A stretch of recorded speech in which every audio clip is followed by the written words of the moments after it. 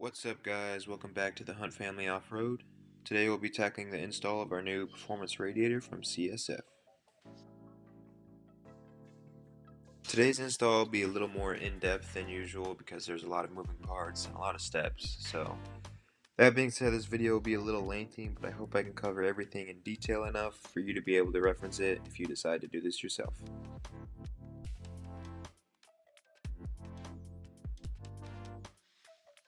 First thing you're going to have to take off is your skid plate. Whether you have a stock one like me or you got something a little more beefier, you're going to need to take it off.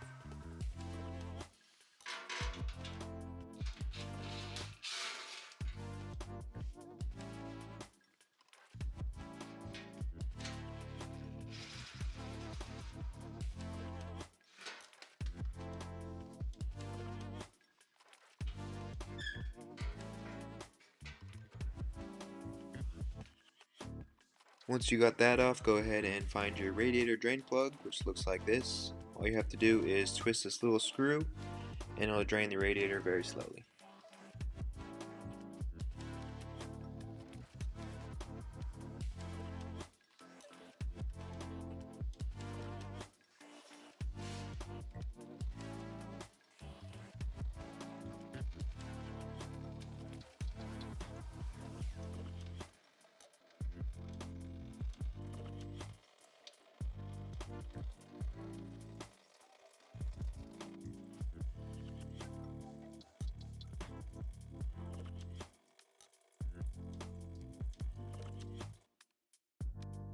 While that's draining, let's go ahead and start taking off this plastic piece so you can access the radiator and fan shroud. It's held on by these little push pins, 3 in the front, 4 in the back. You can get these off with a flat head and just kind of pop them out.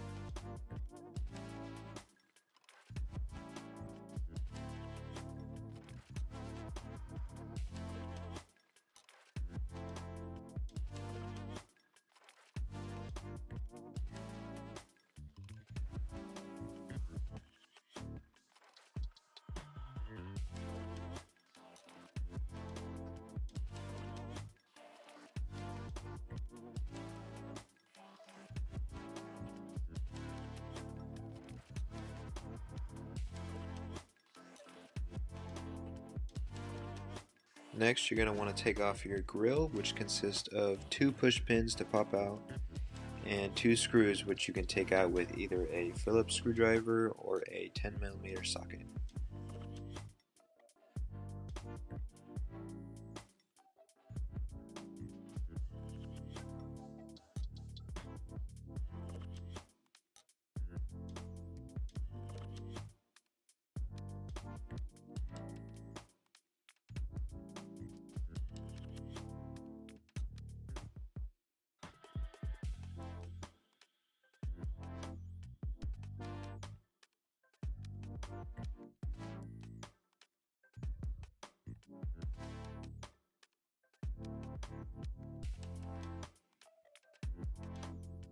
To take it off fully, you're going to have to remove your TSS sensor, and I also have some Raptor lights installed, so I'm going to have to disconnect those as well.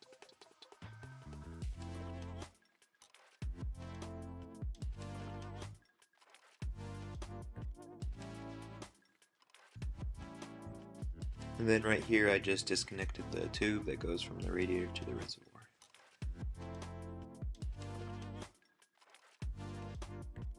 These are the nuts you have to take off for the fan. There's 4 of them. This is probably the most tedious part of the whole install because it's really hard to get leverage all the way down there. But for the shroud it's much easier, it's just 2 little bolts on each side.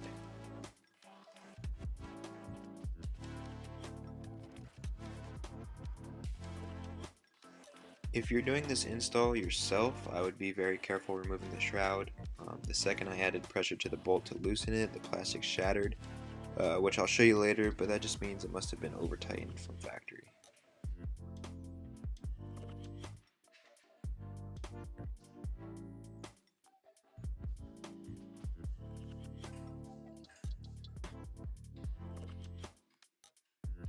This is me removing the nuts from the fan. Obviously I cut a lot out because this took me a while. That's why I keep showing the camera every nut as I remove it like it's some kind of achievement.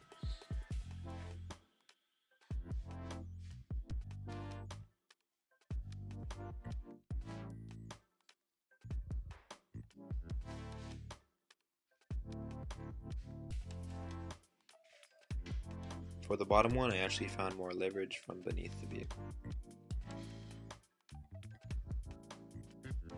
I finally have all four and I'm super relieved that part's over until I have to put them back on, but that's for later.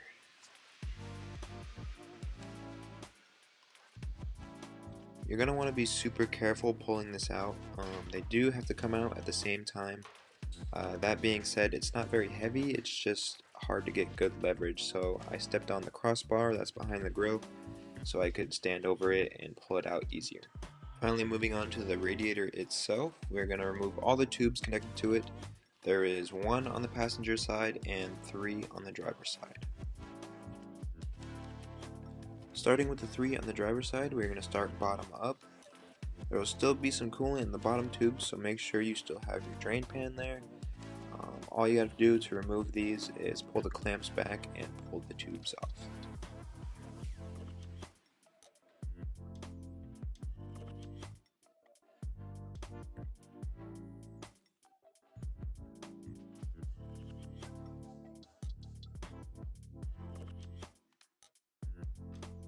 The middle tube is going to have some transmission oil in it, so have something there again to catch what comes out of the radiator itself. And I went ahead and loosely zip tied the tube in an up position so I wouldn't lose any more oil out of it.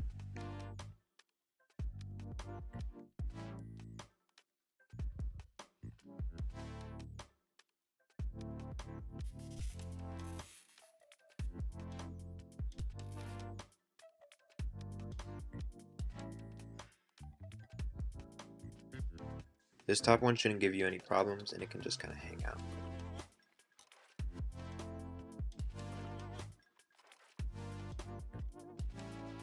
Going over to the passenger side hose, again no problems with this one, it just requires some strength to get it off.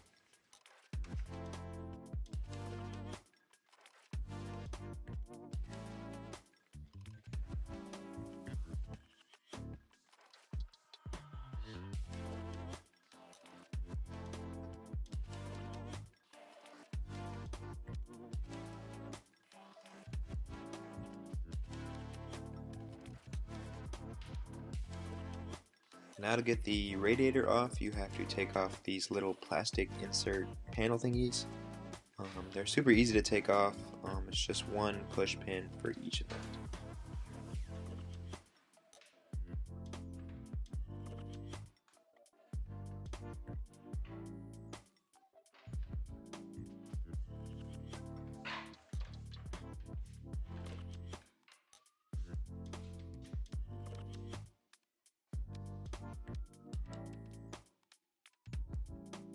Once you have those off, you can see the bolts that are supporting the radiator. There are 2 on top which have hooks above them. The hooks will support the radiator when all the bolts are out, so you don't have to worry about them falling.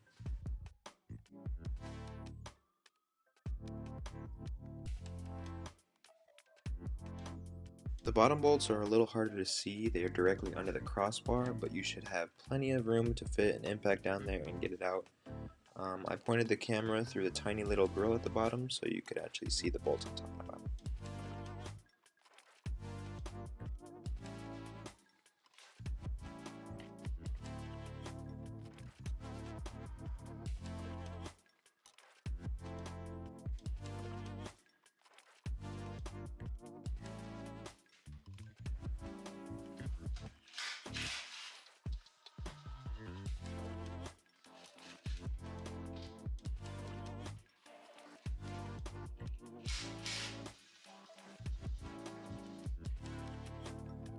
For the bottom ones, I had to kind of feel around for it and put the impact on the bolt because I can see.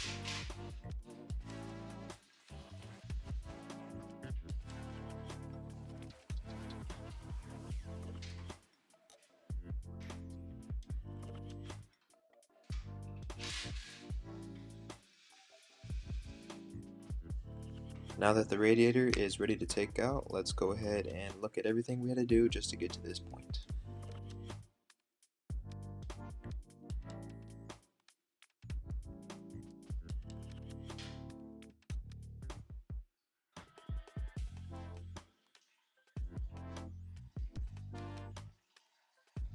So as I pulled it up, I leaned it to the right and let the remaining coolant sitting in the radiator drain. This took a while, so I kind of just hung out there for a little before I leaned it to the left and I pulled it all the way out.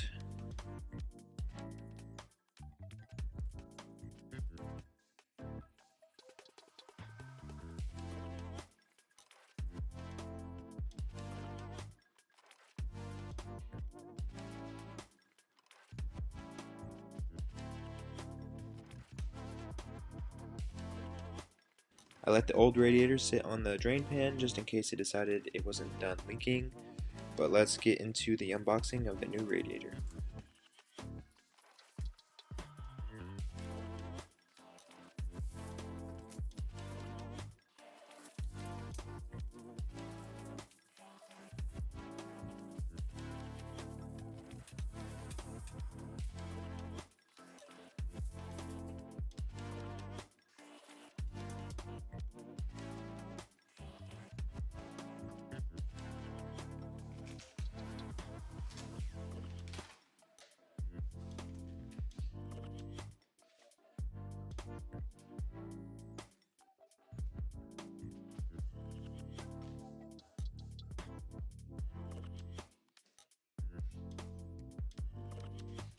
This is the only hardware it comes with, and I'll show you how to install that in a bit.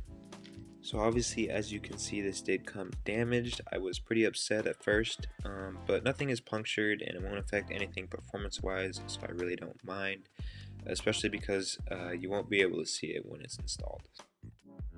Next, you're going to want to take the gaskets and hardware from the old radiator. Each set should look like this. I should have showed it better on camera, but you basically add the couplings provided to house the old gaskets, and I show you how all 4 sets should look like when you're all done.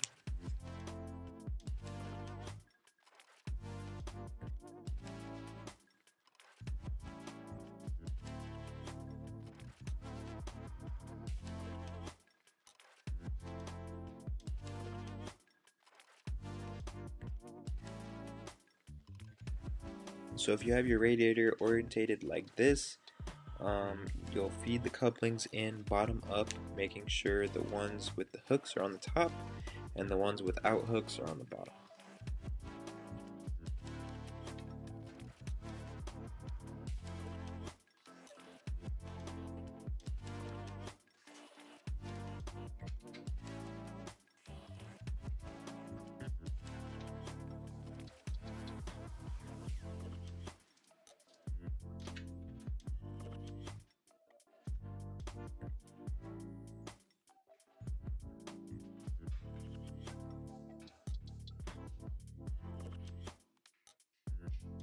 Putting it in now, just set the hooks in place so it can just hang there while you secure it with the bolts.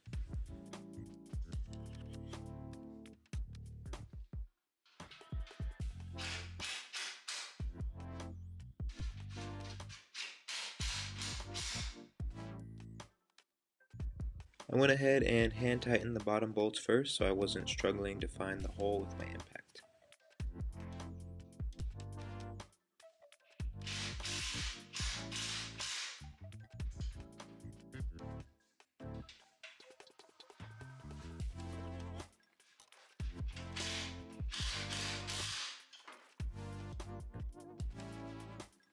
Pretty much just everything back in reverse now. I put these plastic thingies back and secured them with their push pins.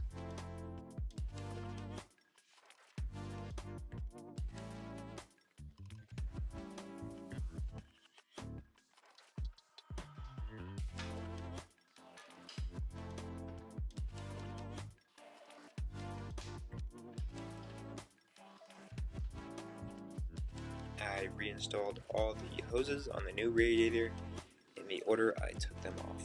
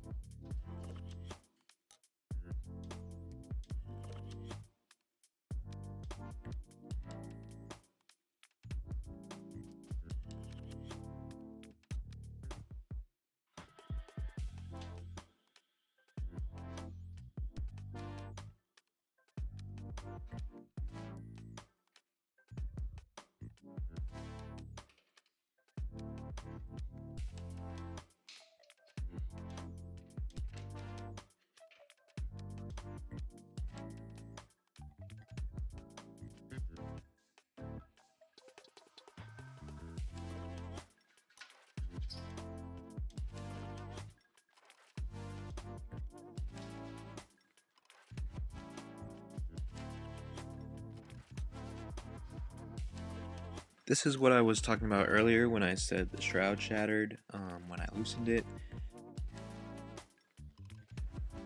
I went ahead and found the broken pieces and fused it back together with some JB Weld, and good as new, I hope.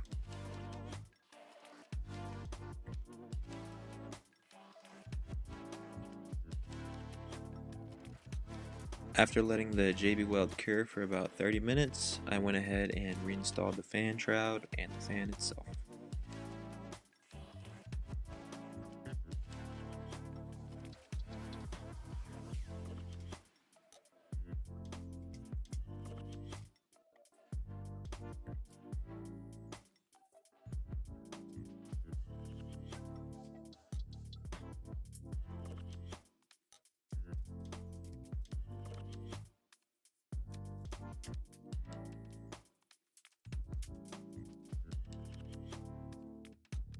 Here I'm just hand spinning the fan, making sure everything is in the correct spot and nothing is obstructing it.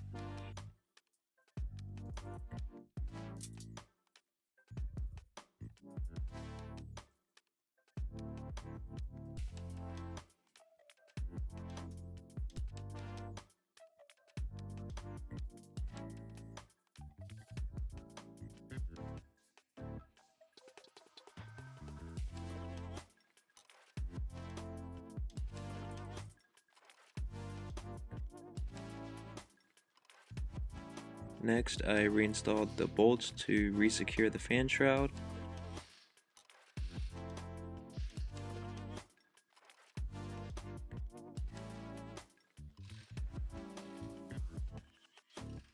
And now begins the lengthy process of reinstalling all the nuts for the fan. I thought it was annoying to get these off, but it turns out it's 10 times harder to get them on. It would have been a lot easier if I just had a regular 12mm wrench, but all I have is sockets and adjustables, and I didn't have the clearance for sockets, so adjustable had to do. Here's a little snippet of how it went. You stupid. You stupid. You stupid.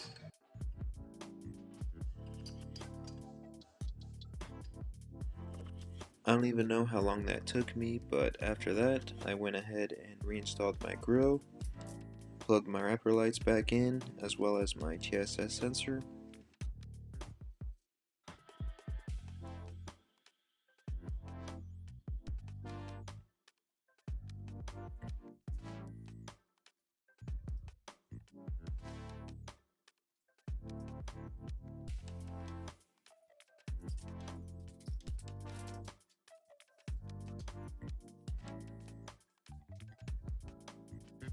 And while I was down there, I did some very overdue wire maintenance with some zip ties.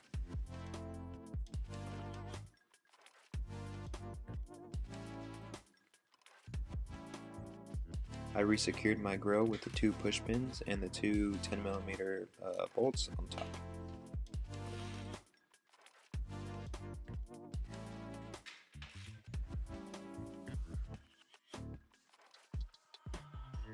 I resecured the plastic piece over the radiator with the 7 push pins, 3 in front, 4 in the back.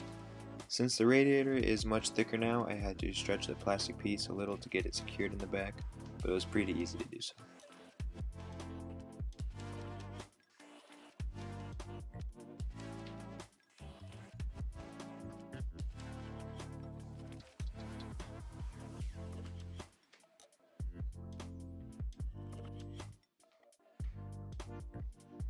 This is the coolant I'm using. It's the exact coolant Toyota actually uses, and it's the same exact type of coolant I drained from my old radiator.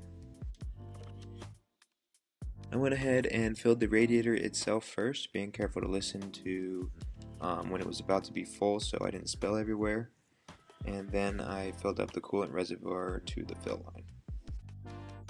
While I fill this up, I just want to talk a little bit about why I got this radiator in the first place. I'm constantly adding weight to my truck, and I do take it off-road often, so it's nice to have the assurance that I can keep everything cool and running well. But I mostly did this just to work on my truck. I take some things apart, learn some things I've never done before, and just get more familiar with the moving parts within my truck. After I got the coolant levels good, I put the cap back on and I started up my truck.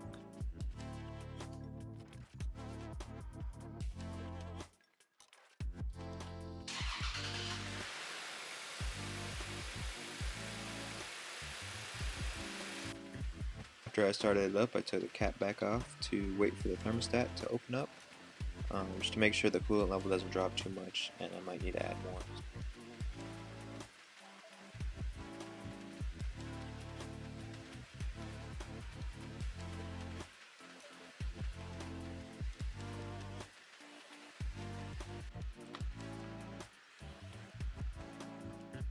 I let my truck run for about 10 minutes to get it up to running temp, and I made sure the thermostat stayed perfectly upright and there wasn't any problems.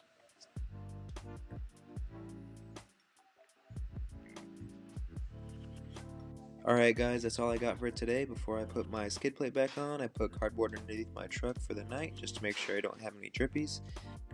And I'll see you guys in the next one.